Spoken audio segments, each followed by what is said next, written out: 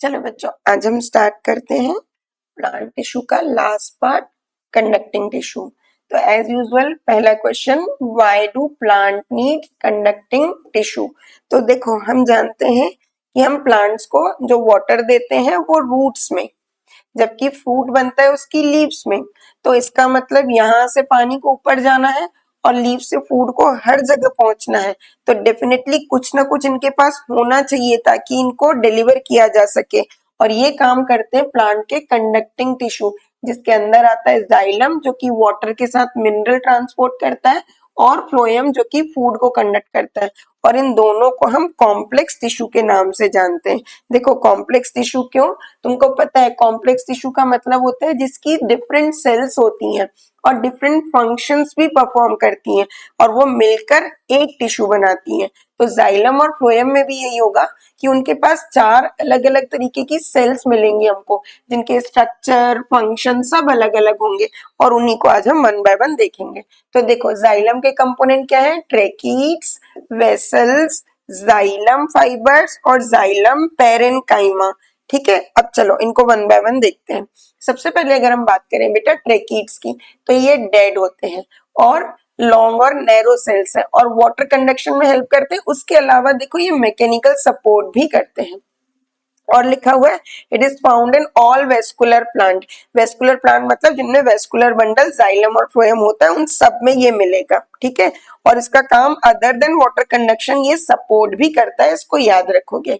ठीक, नेक्स्ट देखते हैं हम लोग वेसल्स। तो देखो, वेसल्स के लिए तुम याद रखोगे, ये जो है ये भी डेड है, और ये शॉर्टर और वाइडर है एज कम्पेयर टू ट्रेकीड्स। और ये क्या करते हैं, इनका मेन काम है वाटर कंडक्शन का, और ये प्रोमिनेंट है फ्लावरिंग प्लांट्स में। मतलब ये सारे वेस्कुलर प्लांट्स में नहीं है बेटा, ये फ्लावरिंग प्लांट्स में है। तो तुमको अब समझ में आ रहा होगा कि जो ट्रेकीड्स हैं उनको दोनों काम क्यों करना पड़ता है। मतलब कुछ ऐसे प्लांट भी होंगे जिनमें वेसल्स नहीं होंगे, तो फिर उनमें वाटर कंडक्शन का काम कौन करेगा, ट्रेकीड्स। ठीक है, चलो अब देखते हैं हम लोग जाइलम फाइबर। तो जैसा कि तुमको पता है, फाइबर हमेशा लिग्निफाइड होते हैं, तो वो डेड हो जाते हैं, और इसलिए वो मैकेनिकल सपोर्ट और स्ट्रेंथ देने का काम करते हैं प्लांट को। अब हम आते हैं पेरेन्काइमा में। हमने सीखा हुआ है पेरेन्काइमा लिविंग है, तो देखो यहाँ लिखा भी हुआ है, it is the only living component of xylem. ठीक है, और इसका काम क्या है, हमने पढ़ा भी हुआ है, पेरेन्काइमा मेनली फूड स्टोरेज का काम करता है।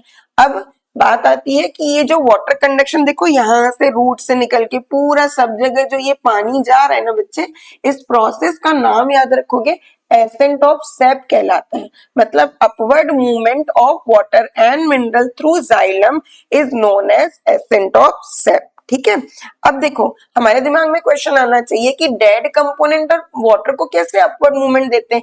तो एक बहुत अच्छा एग्जांपल है, जैसे ये कोल्ड ड्रिंक में हमारा स्ट्रॉ रखा हुआ है, तो स्ट्रॉ तो नॉन लिविंग है, फिर ये कैसे ले जाता है। तो तुमको पता है कि लिविंग पर्सन उसके ऊपर क्या लगाता है, एक सकिंग प्रेशर लगाता है, जिससे ये कोल्ड ड्रिंक क्या करेगा, ऊपर की तरफ जाने लगेगा।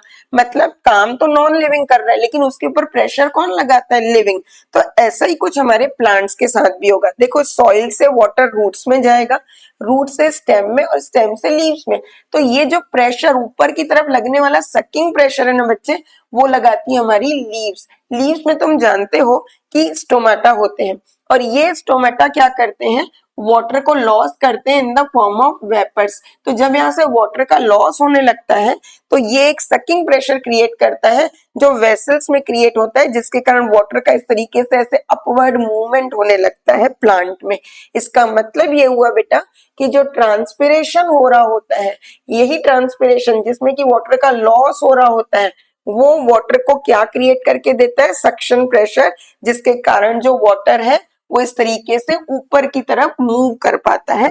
ऑल दो जाइलम के मेजर कंपोनेंट कैसे हैं, डेड है। अब देखो, ये तुम्हारा एनसीईआरटी का पॉज एंड फॉलोअर का क्वेश्चन है ना, सेम वही चीज पूछ रहे जो हमने अभी समझी, क्या कि once water is absorbed by plant roots, it has to travel against gravity. Root ने एब्सॉर्ब तो कर लिया, अब इसको ग्रेविटी के अगेंस्ट जाइलम से जाना है। अब आगे देखो क्या लिख रहा है, how do the dead cells, देखो लिखा हुआ है dead cell of xylem work together with the living cells of leaves, ठीक है, at the top to keep the water moving. तो वही चीज पूछ रहे हैं, और इसका आंसर ये देखो बेटा, इस आंसर को तुम लोग देख लोगे और लिखोगे भी, ये वही चीज लिखी हुई है कि यहाँ पे जो ट्रांसपिरेशन है वो क्या करेगा, एक पुल क्रिएट करेगा, एक टेंशन या प्रेशर क्रिएट करेगा। उस पुल के कारण ही जो वाटर है वो क्या करेगा, धीरे धीरे आते हुए वो ऊपर आ जाते हैं। ठीक है, नेक्स्ट देखोगे बच्चे, अब इन चारों कंपोनेंट को अगर हम एक साथ देखें तो ट्रैकिड्स क्या करते हैं तुम जानते हो, ये वाटर को कंडक्ट तो करेंगे लेकिन साथ ही साथ सपोर्ट भी करते हैं। वेसल मेनली क्या करते हैं, वाटर का हाईवे है। अब फाइबर तुम जानते हो ये सपोर्ट देते हैं, और पैरेन्काइमा क्या करते हैं, फूड को स्टोर करने का काम करते हैं। चलो बच्चों, अब हम देखते हैं फ्लोएम के कंपोनेंट। तो ये चार कंपोनेंट है, sieve tube, companion cells, phloem fibre and phloem parenchyma. अब वन बाय वन इनके हम काम देखते हैं। सबसे पहले आते हैं हम बच्चे सीव ट्यूब्स में।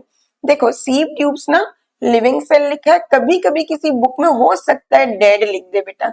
ये डेड क्यों लिखता है, क्योंकि इसके पास खुद का न्यूक्लियस नहीं है। लेकिन याद रखोगे कि जो मेजर रोल होता है फूड ट्रांसपोर्ट करने का वो इसी सीव ट्यूब का होता है, पर इसके पास न्यूक्लियस नहीं है। तो न्यूक्लियस नहीं है तो कौन काम करता है, कैसे रेगुलेट होती है इसकी मेटाबॉलिक एक्टिविटीज। तो देखो हम आगे चलते हैं, ये सेल का नाम देखो बच्चे, नाम भी नाम से ही समझ में आ रहा है, ये कंपेनियन सेल है। कंपेनियन मतलब जो उसके साथ में रहेगा, देखो लिखा भी हुआ है, companion cell are the support system of the sieve tube. मतलब न्यूक्लियस इसका होता है लेकिन सपोर्ट करता है किसको, सीव ट्यूब को। ठीक है, तो तुम याद रखोगे सीव ट्यूब को कभी बोले डेड क्यों है तो आंसर करना न्यूक्लियस नहीं है, कभी बोले लिविंग क्यों है तो तुम आंसर कर सकते हो because the nucleus of the companion cell regulate the metabolic activity of sieve tubes. ठीक है, तो ये उसके अंदर लोडिंग करता है, उसमें से फिर अनलोडिंग होती है फूड का, मतलब कुल मिला के उसकी जितनी भी मेटाबॉलिक एक्टिविटीज है वो रेगुलेट करता है कौन, कंपेनियन सेल। तो कंपेनियन सेल का मेन फंक्शन बच्चे देखो ये तुमको याद रखना है, it assist, protect and support the sieve tube, loading and unloading of food particle in the sieve tubes।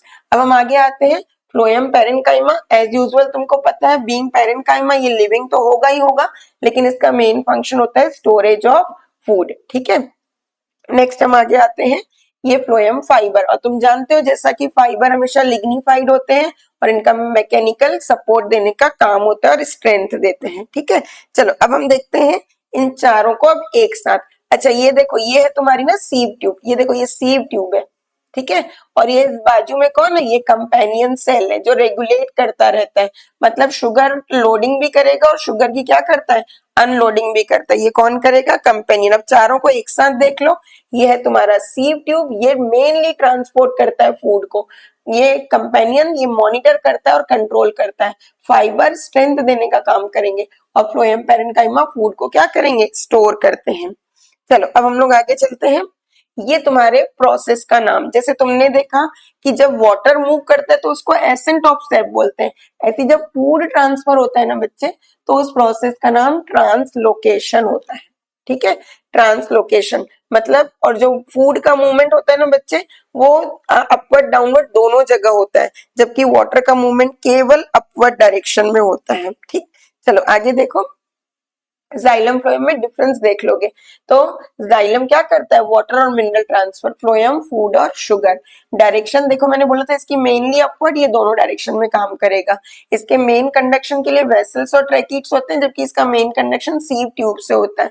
और इसके मोस्टली कंपोनेंट डेड है, केवल पैरेन्काइमा लिविंग है बेटा, जबकि इसके मोस्टली लिविंग है, सिर्फ फाइबर ही क्या है इसका डेड है। ठीक है, चलो हम लोग आगे चलते हैं, ये जो है जितने भी तुमने बच्चे अभी तक टिश्यू देखे प्लांट के, तो उन प्लांट टिश्यू में हमने देखा था, याद होगा तुमको, प्रोटेक्टिंग टिश्यू, सपोर्टिव टिश्यू, और फिर हमने देखा आज कंडक्टिंग टिश्यू। तो ये सब मिल के ना काम करते हैं किसी भी प्लांट के, लीफ हो चाहे स्टेम हो चाहे रूट हो, किसी भी पार्ट में ये मिल के काम करते हैं। मतलब ये सब मिलकर ना बच्चे टिश्यू सिस्टम बनाते हैं। टिश्यू मिलकर क्या बनाते हैं, टिश्यू सिस्टम। और ये टिश्यू सिस्टम जो है फिर तीन टाइप का मिलेगा, ऑन व्हाट बेसिस, जैसा टिश्यू का टाइप था, तो पहला ग्राउंड टिश्यू सिस्टम जैसे लिखा हुआ है, तो ग्राउंड टिश्यू सिस्टम में क्या आएगा, पेरेन्काइमा, कोलेन्काइमा और स्क्लेरेन्काइमा जो सपोर्ट करेंगे। देखो ग्राउंड का मतलब क्या होता है, जो बेस देने का काम करे, तो बेस का मतलब सपोर्ट होता है, तो ऐसे ही ये सपोर्टिंग टिश्यू को हम क्या बोलते हैं, ग्राउंड टिश्यू सिस्टम। और इनके फंक्शन तुम इंडिविजुअल जानते हो बेटा, पेरेन्काइमा फूड स्टोरेज करता है, ये फोटोसिंथेसिस भी करता है और ये सपोर्ट भी करते हैं, मैकेनिकल स्ट्रेंथ भी देते हैं। फिर अब देखो यहाँ पर लिखा है वेस्कुलर टिश्यू सिस्टम, तो वेस्कुलर टिश्यू सिस्टम तुमको समझ आ रहा होगा, वेस्कुलर का मतलब भी जाइलम और फ्लोएम होता है, तो यहाँ पर ये जाइलम फ्लोएम मिलकर क्या करते हैं, वाटर कंडक्शन और फूड ट्रांसपोर्ट में हेल्प करते हैं, इसको हम बोलते हैं वेस्कुलर टिश्यू सिस्टम। अब ये तीनों तुमको तुम्हारी एनसीईआरटी में बच्चे ये इस तरीके से डायग्राम दिया हुआ है, तो तुमको दिखाना चाह रहा है कि रूट होगा तो देखो इस तरीके से उसमें सिस्टम मिलेगा, तो देखो ऊपर एपिडर्मल लिखा है, फिर बीच में ग्राउंड लिखा है, फिर फ्लोएम, मतलब यहाँ पे ये डर्मल टिश्यू सिस्टम हुआ, ये कौन सा हुआ, डर्मल। फिर अगर इसकी बात करें तो ये कौन सा सिस्टम हुआ, अभी अभी हम लोगों ने देखा था ये सपोर्ट देता है तो इसको ग्राउंड बोलते हैं हम लोग, और ये कौन सा हुआ, वेस्कुलर। और ये तुमको हर जगह मिलेगा, देखो यहाँ पर भी अगर हम स्टेम की बात करें तो फिर एपिडर्मल लिखा हुआ है, मतलब ये dermal tissue system, ground tissue system, फिर वेस्कुलर टिश्यू सिस्टम।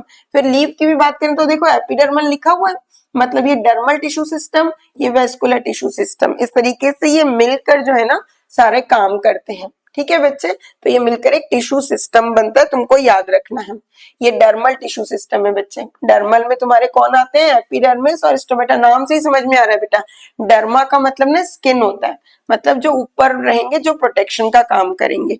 अब देखो यहाँ पर ये ग्राउंड टिश्यू तुमने देख लिया, dermal tissue system, ground tissue system और लास्ट है हमारा वेस्कुलर टिश्यू सिस्टम, ये सब मिलकर प्लांट के सारे फंक्शन परफॉर्म करते हैं। एक और डायग्राम तुम्हारी एनसीईआरटी में दिया हुआ है बेटा, ये तुम्हारा दिखा रहा है सनफ्लावर के स्टेम को, ये देखो सनफ्लावर का जैसे स्टेम है, यहाँ से इस हिस्से को ऐसे कट किया, तो ये हिस्सा कट किया हुआ है, फिर उसको वो जूम करके तुमको ऐसा दिखा रहा है। तो देखो सबसे पहले समझना, ये ऊपर वाला हिस्सा दिखा रहा है ना, तो देखो यहाँ पर ये इधर देखो कोलेनकाइमा, पेरेन्काइमा, स्क्लेरेन्काइमा लिखा है, मतलब ये कौन सा टिश्यू हो जाएगा बेटा, ग्राउंड टिश्यू। अब देखो इधर देखो एपिडर्मल, एपिडर्मिस, क्यूटिकल, ये हेयर दिखा रहा है, मतलब ये कौन सा सिस्टम हो जाएगा, डर्मल टिश्यू सिस्टम। अब अगर हम आगे आते हैं बच्चे, तो यहाँ पर तुमको देखो क्या दिखाएगा, जाइलम, फ्लोएम, मतलब ये कौन सा हो जाएगा, वेस्कुलर टिश्यू सिस्टम। तो इस तरीके से ये सारे सिस्टम मिलकर ही किसी भी पार्ट में प्रेजेंट होते हैं। अब आज के ही तुम्हारा होमवर्क है कि ये जितने भी तुमको यहाँ पे फ्लो चार्ट दिख रहे हैं, जैसे टिश्यू लिखा है, तो अब टिश्यू लिखा है तो दो तरीके के टिश्यू होंगे, प्लांट टिश्यू, एनिमल टिश्यू, फिर वो फर्दर कैसे डिवाइड हुआ है तुमको ये कन्वर्ट करना है बेटा। नीचे थोड़ी सी हिंट दी हुई है, तुम इसका स्क्रीनशॉट लो और तुम इसको कन्वर्ट करो, पूरा चार्ट फिल करो और बताओ तुमसे ये बनता है कि नहीं। नेक्स्ट क्लास में हम लोग प्लांट टिश्यू के जितने भी क्वेश्चंस हैं वो करेंगे और उसके बाद हम स्टार्ट करेंगे एनिमल टिश्यू को। ये चार तुम्हारे लिए फ्लो चार्ट है जिनको तुम लोग को फिल करना है। ठीक है बच्चों।